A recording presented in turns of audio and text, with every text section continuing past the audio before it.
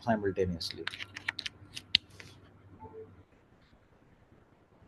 So just see this patient, right? This is a patient with a female, 56-year-old. She's obese, and the liver and the kidney function are okay, but she's a known case of hypertension controlled on metoprolol, and she is having obstructive sleep apnea. BMI was 34, which is almost a morbid obesity, and she has non-valvular atrial fibrillation, and she's controlled with flecainide and apixaban twice a day for about a week.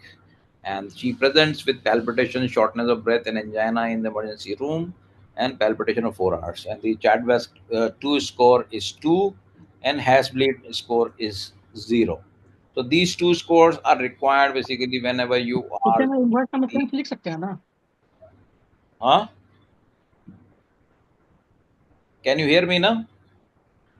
Yes sir, yes sir, please Yeah. go ahead sir. So these two scores are required whenever you start anticoagulants. So Chad Vasc score, and if you want to see avoid the bleeding, then you need to have this Has blood score, which takes into consideration the hypertension, abnormal renal or liver function, stroke, bleeding history, or predisposition to labile INR, right? Or somebody who is elderly or on drugs or excessive alcohol drinking. Right? So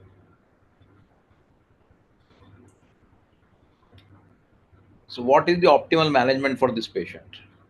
What we need to do? Whether we need to titrate up the flecainide and reassess the rhythm to see if he has a spontaneous reversion to sinus, continue the oral anticoagulants, immediate cardioversion and continue the oral anticoagulants, or we need amiodarone IV drip and switch from apixaban to parenteral anticoagulation, or we schedule a PVI plus CTI ablation and continue and discontinue flecainide, right?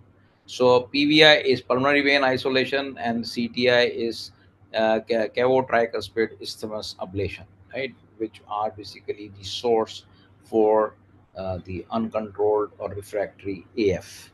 So these are the four choices, and the, looking to the options, we maintain NOAC, that is continue with the apixaban.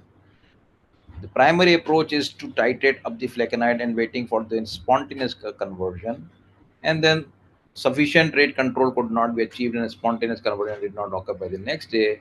So cardiovascular was planned in this patient. So, according to the ESC guidelines for diagnosis and management of AF, rhythm control therapy is recommended for symptom and qualitative improvement in symptomatic patients with AF. So, just I want to stress upon here is that NOACs, they are important and they have to continue in the non-valvular AF. And this you see the guidelines for diagnosis and management of atrial fibrillation, where it was given in 2020 and relevant to our patient. Cardioversion for AF is required, and if the patient is hemodynamically stable, then check the oral anticoagulation status, right? So if already on therapeutic OAC, then proceed with cardioversion as desired, immediate or delayed or possible spontaneous cardioversion. But if he is not on OAC, then start as soon as possible. The first preference is NOAC, or you can use the vitamin K antagonist like acetylcholine, warfarin also, or LMWH or UFH for time being, right? If the patient is hemodynamically unstable, then obviously the choice is emergency electrical cardioversion, and then later on you have to check the oral anticoagulation status and then proceed to step 3, which is shown over here, right? Now check current AF episode duration. Cardioversion within 48 hours of the onset of AF, then you can go for early cardioversion, which can be pharmacological or electrical cardioversion, and the ideal candidates are those who have AF less than 12 hours. But if you have to wait for delayed cardioversion, then again you have to look for various parameters. And first possibility is to search for pharmacological cardioversion. And in the hemodynamically unstable patient, there is no choice but to have the emergency electrocardioversion and then decide about the oral anticoagulant post cardioversion, and which can be based on Chadwick score and the Hess blood score. So long-term oral anticoagulation is recommended for all patients with Chadwick score of more than 1 in male or 2 in females. So that is the importance of, and the choice of therapy again would be NOACs. So evidence for use of different NOACs in cardioversion. These are the studies which have randomized controlled trials which have established the role of NOACs in comparison with the vitamin K antagonist, whether you talk about Eminate, Ensure, Expert, Rocket, Rely, Engage, and Aristotle trial, and NOAC versus VK for stroke prevention with cardioversion. So this is another indication where the NOACs have been studied against VK, and you can see here on the right hand side the risk ratio basically, right? So the risk ratio is in favor of NOACs, and the if you see the event rate, or you can say the efficacy basically, then also the NOACs are the preferred drugs. And although there are no head-to-head trials and direct comparison between agents cannot be made, but this analysis compared NOACs with warfarin in observational and randomized studies. So current NOAC recommendation on cardioversion, Abixaban for patient not previously using anticoagulant in whom early cardioversion is indicated, and if the AF is fresh, less than 48 hours off, or if the transesophageal echo excludes thrombus, then Abixaban has to be used. 5 milligrams should be given twice daily for at least 2.5 days before cardioversion to ensure adequate anticoagulation. And if cardioversion is required before, 5 doses of Vixaban can be administered at 10 mg loading dose, followed by 5 mg twice daily. And the administration of the loading dose should be given at least 2 hours before cardioversion. Rivaroxaban treatment should be started at least 4 hours before cardioversion, and edoxaban treatment should be started 2 hours, and dabigatran, there is no specific guidance available for this indication. Now let's see another case where we'll study the utility of the NOACs. And this is a female, 66 years, 30 kgs, and you see the liver and the kidney liver functions are normal. The EGFR is slightly reduced. So she is basically controlled hypertensive with lisinopril 4 milligram daily and with diabetes, and she's on metformin, and AF is detected 1 year ago. Cardioversion has been done, and patient is already on a NOAC. But now she presents again with palpitation and angina. Symptoms have restarted 1 week ago, an episode lasted 30 to 60 minutes. And Chadwest, you can see such a high 4, has blood is 1, and ECG shows AF with 124 beats per minute with no signs of acute ischemia, and echo shows preserved ejection fraction with no regional wall motion abnormality and no significant wall dysfunction. So, referring back to the 2020 ESC guidelines for diagnosis and management of AF, if patient is having symptomatic AF, and just see the paroxysmal AF, which we encounter quite often in our practice. So, if the patient is having paroxysmal AF, then consider patient choice, and you can go for either antiarrhythmic drugs or catheter ablation, and you can see continue with the antiarrhythmic drugs if the patient is not willing. And you see on the right hand side that there are persistent AF without, but we are dealing here with the paroxysmal AF. So we'll continue with the discussion, and let's move on to the next slide where we'll continue to discuss the paroxysmal. So primary outcomes in the XFA AFNet trial where ablation set is being discussed, and you can see here that the stroke or TIA and the major bleeding, and it has been compared with the NOACs and vitamin K antagonist. So, so which one is better? Whether you need to do a catheter ablation, whether you want to have patients on NOAC, or whether you want to have patient on vitamin K antagonist, just see the efficacy. The the Epixaban is faring far better with and the major bleeding is again is more common with vitamin K antagonist as compared to the NOACs. So the recommendation is for patients who are undergoing AF catheter ablation who have been therapeutically anticoagulated with warfarin, dabigatran, rivaroxaban, Epixaban, or edoxaban, performance of without OAK interruption is recommended. That means that you have to continue the NOACs at that point of time also. Now, peri-interventional therapy and catheter ablation, anticoagulation is recommended with NOAC. The transesophageal echo should show no thrombus in left atrial appendage, and catheter ablation of AF was successfully performed with uninterrupted anticoagulation. So anticoagulation was recommended for 2 months following catheter ablation according to the ESC guidelines. And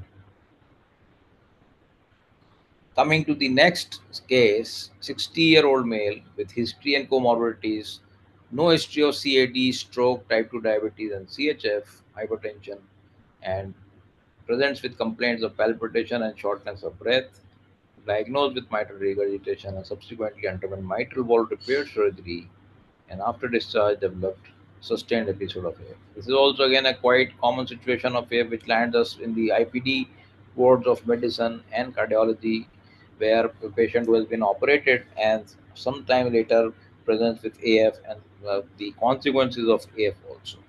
So this patient developed AF with ventricular rate of 170 to 190 beats per minute and diagnosed with paroxysmal AF on day 7 post-op. So how would the immediate and long-term management be different in this patient? So patient did not need anticoagulant or can be given antiplatelet or can be given VKA, that is vitamin K antagonist, or can be given NOAC.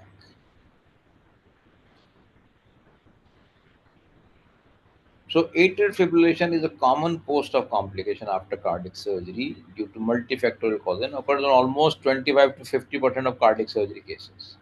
And paroxysmal post-operative AF may lead to adverse health outcomes such as stroke, thromboembolism, cardiac arrest, and mortality, and may develop long-term increase in post-op complications such as CHF, renal insufficiency, thromboembolic events, and stroke.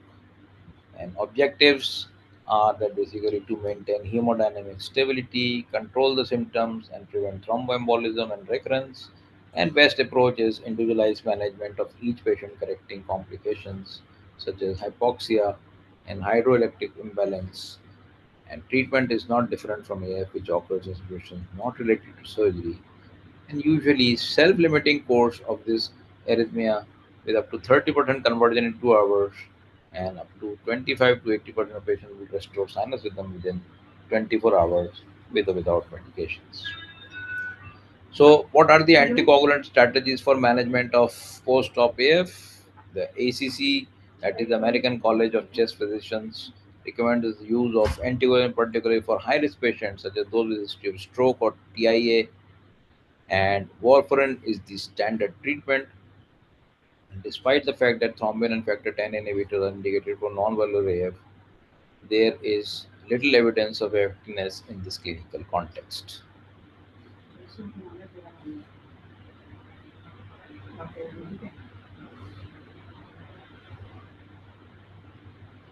It is important to note that reduction of this mortality relative risk with prescription of coumarin at hospital discharge is 22% at the mean follow-up of 6 years.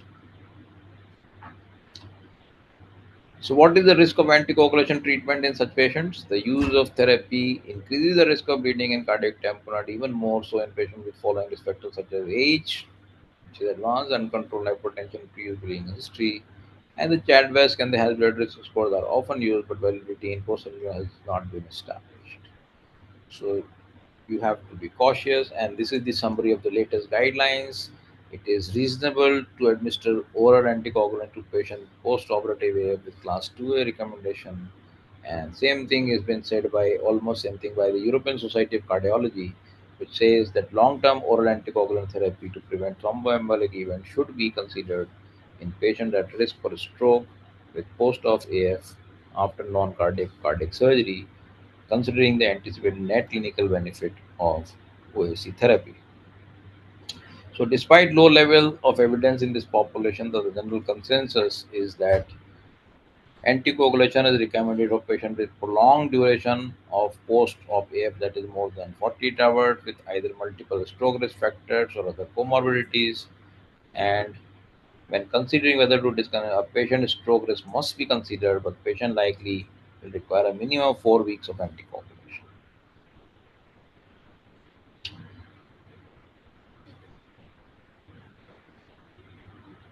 So I'm going to skip this. Coming to the prevention of thromboembolism in the setting of cardioversion. So in patients with AF duration of more than 48 hours, a 3-week duration of uninterrupted therapeutic anticoagulation or imaging evaluation to exclude intracardiac thrombus is recommended before elective cardioversion. This is the class of recommendation is 1 and level of evidence is B. So now we skip this. Then so another recommendation is that in appropriate patient with AF and heart failure with reduced ejection fraction who are on guideline directed medical therapy and with reasonable expectation of procedural benefit, catheter ablation is beneficial to improve symptoms, quality of life, and cardiovascular outcomes, along with NOACs, which we have discussed.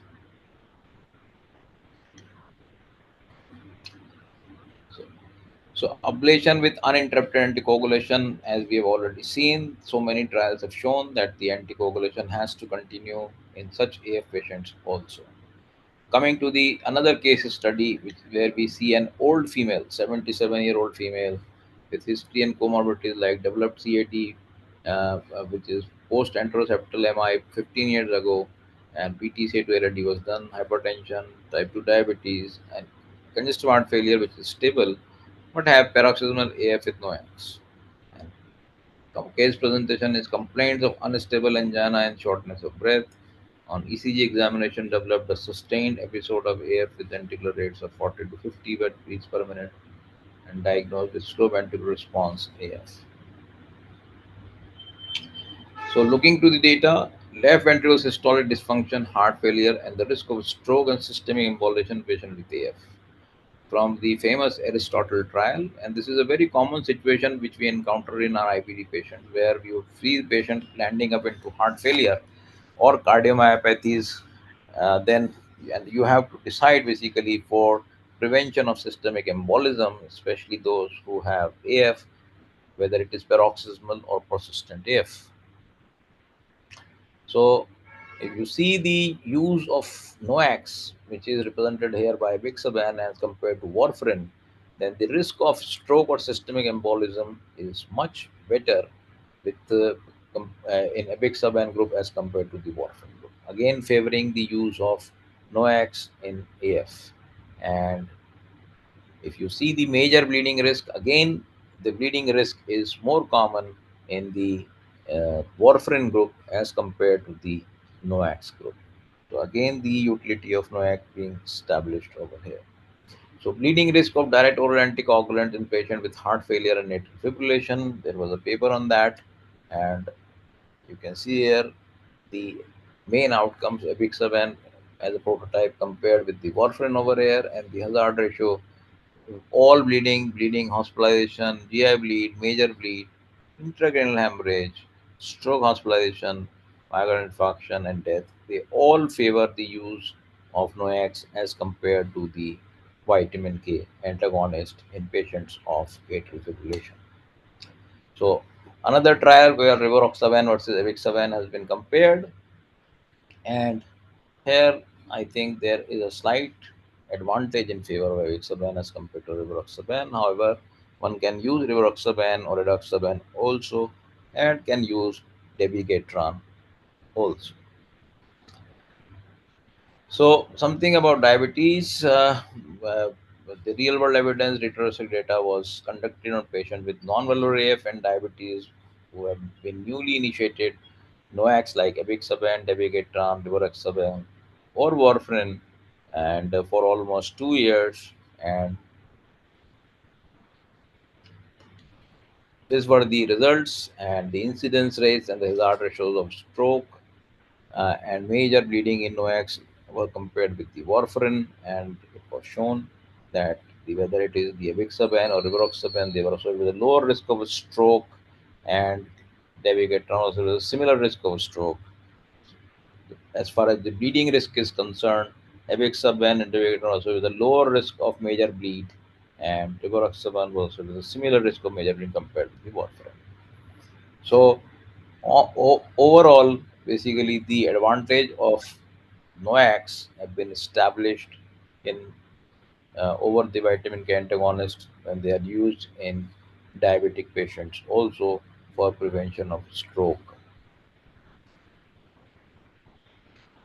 So this again is the data over here subgroup analysis for stroke and major bleeding in the population, where you can say, although it's a busy slide, so and the crux is basically that the NOACs are faring much better as compared to the reference drugs, which are the vitamin K antagonists in this case. And so, coming back to our case where we were discussing this female, so she has complained, she's a known case of CAD and hypertension, diabetes, CHF, and she has presented with paroxysmal AF with already on NOAC, and now complained of unstable angina and shortness of breath, and developed a sustained episode of with a ventilator rate of 40 to 50 beats per minute and diagnosed with slow ventricular response here. So slightly different scenario here. So you need to put a permanent pacemaker implantation procedure over here. How would the pre-procedure management be different in this patient? Should you stop the Abixaban which she was taking, or should continue the oral anticoagulant? So the recommendation is that you have to continue or interrupt as per operator preference. If interruption is there, then based on creatinine clearance and a specific NOAC has to be considered, and the thrombotic risk has to be considered, and the oral anticoagulant plus antiplatelet. The combination is you have to discontinue the antiplatelet as per the patient's specific risk benefit, and the NOAC can be continued during the procedure. So managing bleeding risk factors is important to reduce the risk of bleeding, and you can see here that what are the non-modifiable and potentially modifiable and completely modifiable risk factors are there, which need to be considered when you are using the NOACs. So, and there are certain biomarkers also which can guide you about the bleeding risk, like BDF15, the cystatin C, the cardiac troponin T, and the von Willebrand factor plus other coagulation markers. And if you take care of all these, consider all these factors, modifiable and non-modifiable, then probably you can judge about the bleeding risk. So these are the current strategies related to our case where the pacemaker was being implanted. That what are the how you can minimize the post-operative hematoma formation in patients going implantable electronic devices in AF, those who are using VAC. So you can see here that the bleeding risk is uh, low when you are using the single drug instead of dual antiplatelet therapy, and you can is comparable to all to NOAC and vitamin K antagonists.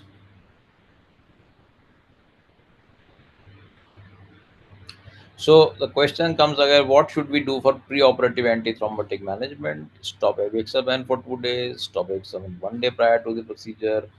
Proceed straight with Avixaban and stop Avixaban for 2 days with parenteral anticoagulant bridging. So this is the peri-procedural medication management explained over here.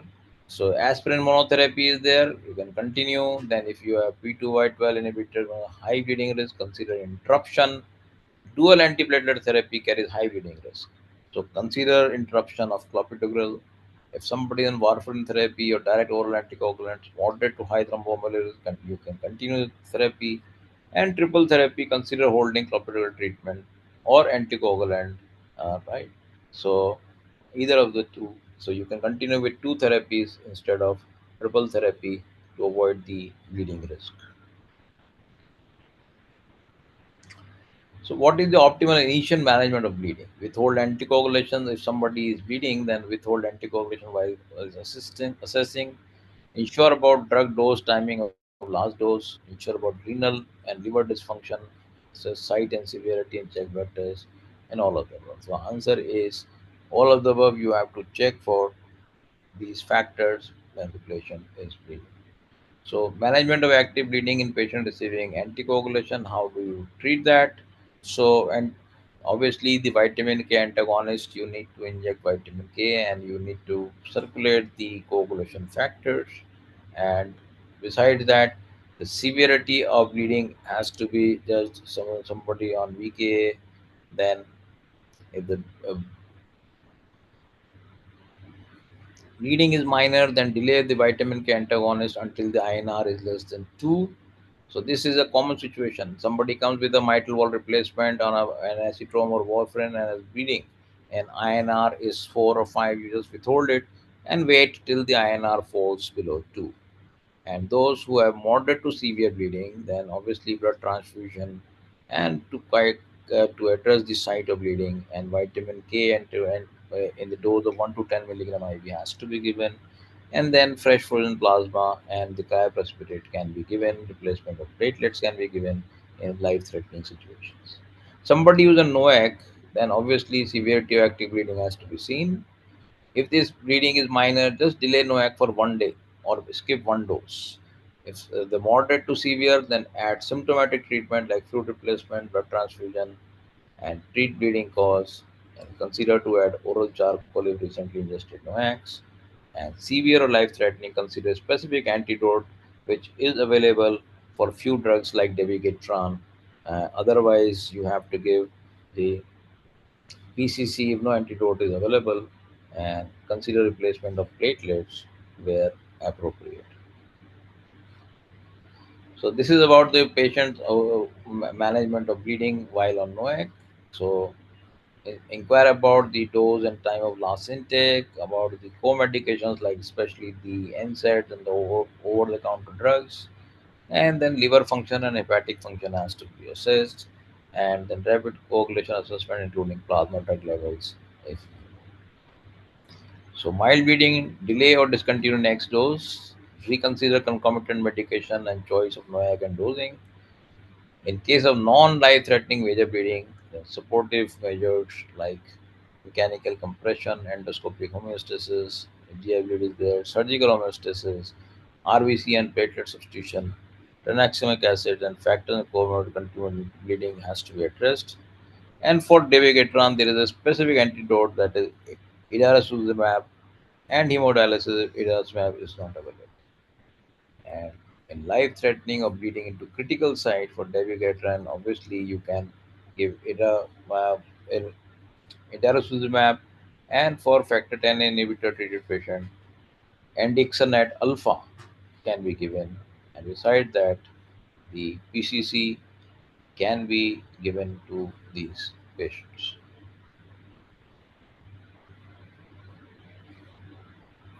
So, after a bleeding episode, when should anticoagulation be started? Not at all in 6 weeks, in 2 weeks, or 2 to 4 days. So, one size does not fit all, but you have to see whether the bleeding has stopped. Has the bleeding stopped? No, then obviously you have to manage bleeding and continue all the therapy modalities which we have just discussed. But if the bleeding has stopped, then there is an ongoing indication for OA. Then so suppose there is a thrombotic risk type, then you need to assess about type of thrombus, absolute risk and short and long-term benefits, and the bleeding risk has to be weighed, and a shared decision making has to be made to either discontinue the oral anticoagulant or to resume the oral anticoagulant in cases of atrial fibrillation. So these are the consideration for restarting anticoagulant. If you have mechanical valve processes or without wave, then obviously you have to give it. Non-valvular AF, then if they calculate the Chadwick score, and ischemic stroke risk of more than 10% per year, then valvular AF with moderate or greater mitral stenosis or mechanical valve prosthesis, then VT within 3 months, history of unprovoked or recurrent VT, active cancer, and history of cancer of the venous thromboembolism. So, left ventricular thrombus, then left atrial thrombus. So, these are basically the considerations for restarting, or left ventricular assist devices in rare cases. So, all these are indications for requirement of NOACs in patients because they are with high thrombotic risk.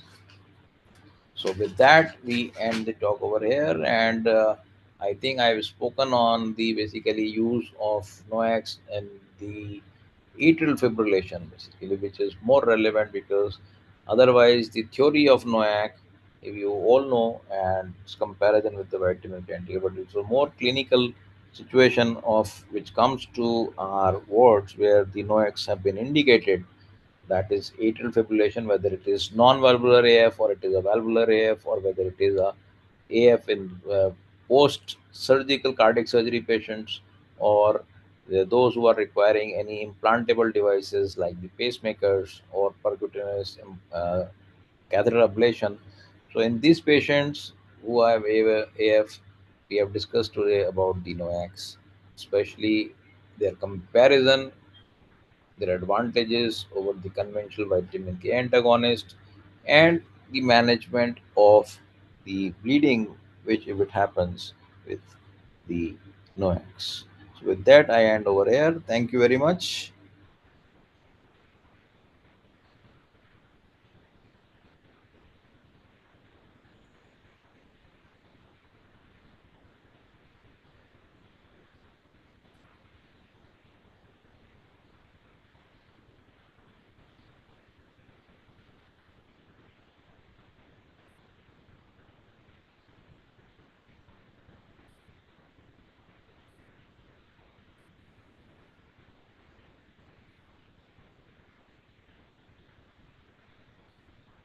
So if there are any queries, you can put it into the chat box, or